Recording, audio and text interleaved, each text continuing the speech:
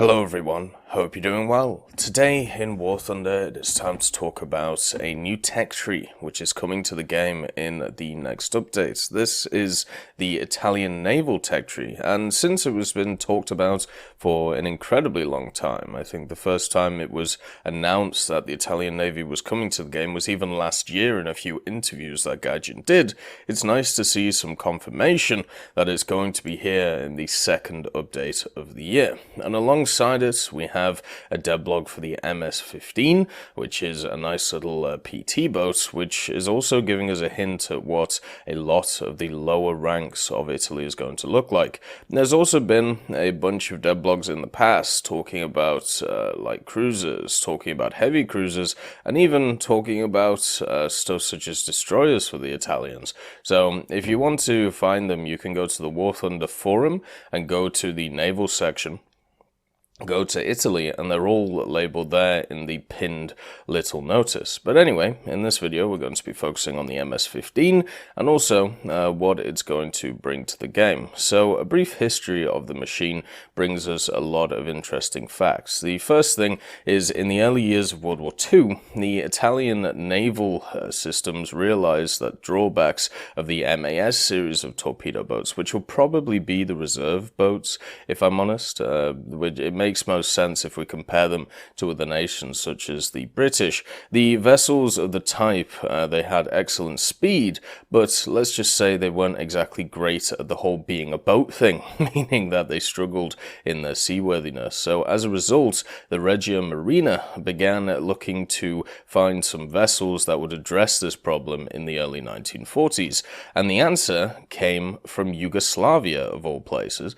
And this was because when it fell, there was a seizure of their limited naval forces by the Italians, and they found some older German-built Schnellboats of the Lursen type. And the Italians soon came to the conclusion that these vessels were ideally fitted for their current needs as their navy. So they captured examples, were taken back to Italy, and they were pretty much just reproduced, carbon copy from the ones that they found by the shipbuilder, the CRDA. And the design, which was the CRDA 60T, only differed in one significant way, which was the power plant, and also it had Italian weaponry on it, and the rest remained virtually identical to the original. So if you want a kind of overall look at what this machine is, it's incredibly similar to the Schnellboats that we already have in the game. And then the first of the CRDA 60-ton or 60T torpedo boats were completed in April of 1942. There were 36 of them built overall, and the first saw action in World War II in the summer of that same year. And they actually were able to take out the HMS Manchester, which was a light cruiser, and sunk a bunch of British ships, which caused by the MS-16 and the MS-22 in the August of 1942. This also marked the largest target to be destroyed by any motor torpedo boat during World War II. So this thing definitely has a little bit of really cool history in it. Some vessels of the type also served with the Kriegsmarine, and these, when they were captured by the Germans following the signing of the armistice in September of 1943, and of the 36 torpedo boats, 16 of them were lost during the war. Many of the surviving units continued serving the Italian naval post-war efforts and into the Cold War, thanks to basic modernization programs. Hopefully we see some of them in the game at some point. And a handful of the surviving units were then handed over to the French and Soviet navies, respectively, under the Armistice Treaty conditions, and the last of the highly modernized CRDA 60-ton torpedo boats was decommissioned as late as 1979, which marked the end of a 37-year service career. So these machines lasted for an incredibly long time in their overall, actual service life, which is really nice for a machine that you see, in front of you. And when we compare it to other machines that we have in the game, I think you'll understand why. They really serve a very specific purpose, and they serve that specific purpose well, and that purpose being a simple but effective torpedo boat. One of the interesting things that's brought up by the article is that the CRDA-60T class is actually going to be represented in several units. So this pretty much means that this is going to be one of those machines which is represented a lot into rank 1. You can see this with a bunch of other nations as well. If you have a look at the American stuff with the PTs, the Germans with their S-100s, and then stuff like the Soviets with their battle boats, every nation kind of has a theme when it comes to their rank 1 and rank 2. And then when we have a look at this, it seems like the theme for the Italians is these very similar machines to the S-100s, and I'm completely fine with that. I really like the overall feel of the S-100 boats, and to see them manifested in an Italian way is really nice to see.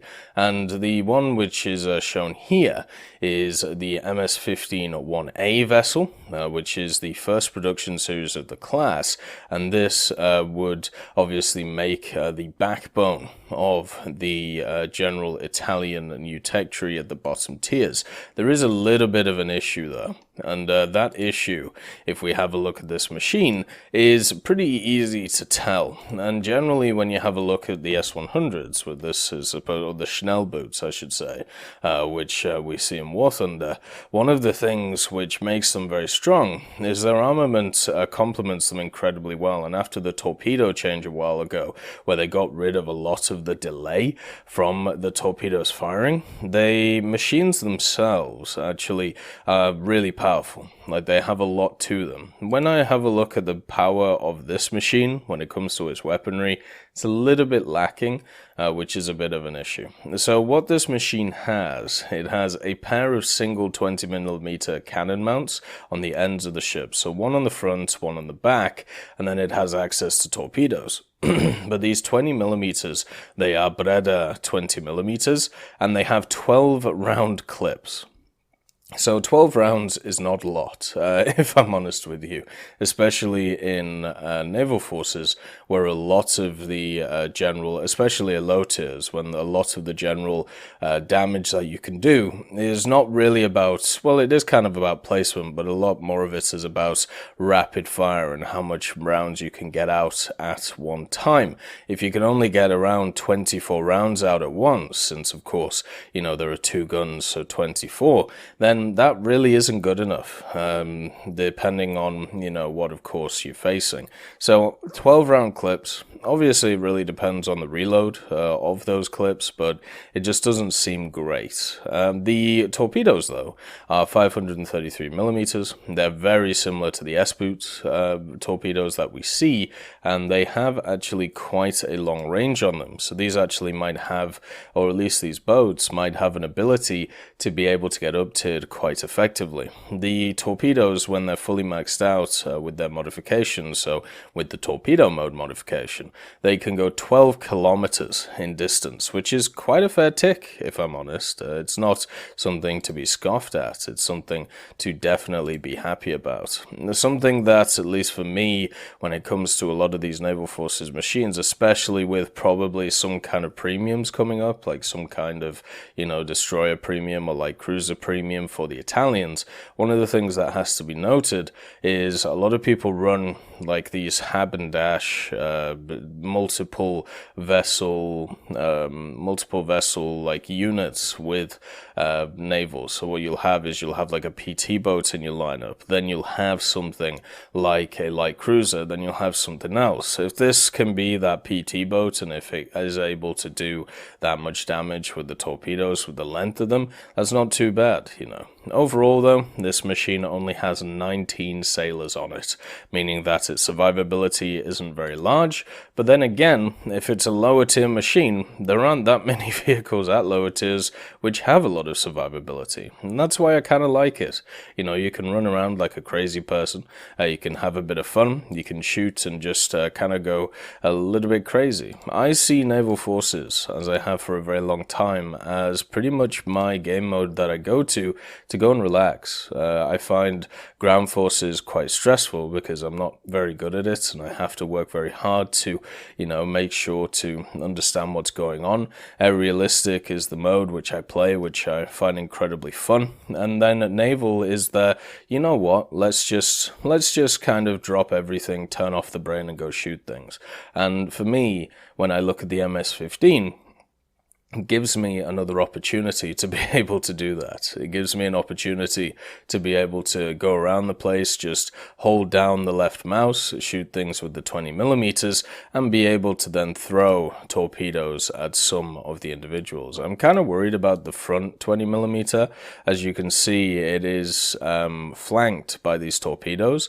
I'm a little bit worried about its general, what it's going to be able to shoot at, but I don't think it'll be too bad. I think it'll be fine. It's just got to make sure that it can shoot stuff horizontally from itself, and if it can't do that, then there's a bit of an issue, but hopefully it can. So what we're getting here is a naval machine which is pretty quick, 33 knots overall, or 61 kilometers an hour. Hopefully in realistic, because in arcade that would be quite slow, but it has 3 1150 horsepower engines, 2 20mm, and 2 torpedo tubes.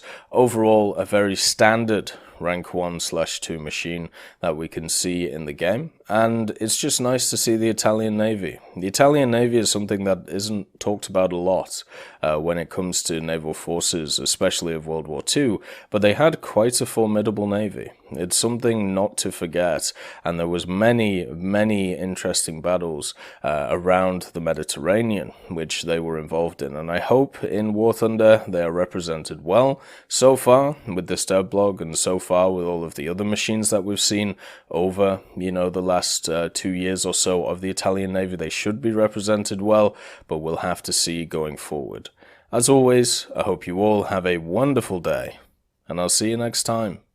I'd just like to thank Eugens Terry, Daniel Stanton, Blackie, Elove Goat, Jay Wilt, Martinez, B. Young, Chris Giltnane, Trigger Hippie, Ambrosius McClellan, and also Samuel Slick for supporting the channel.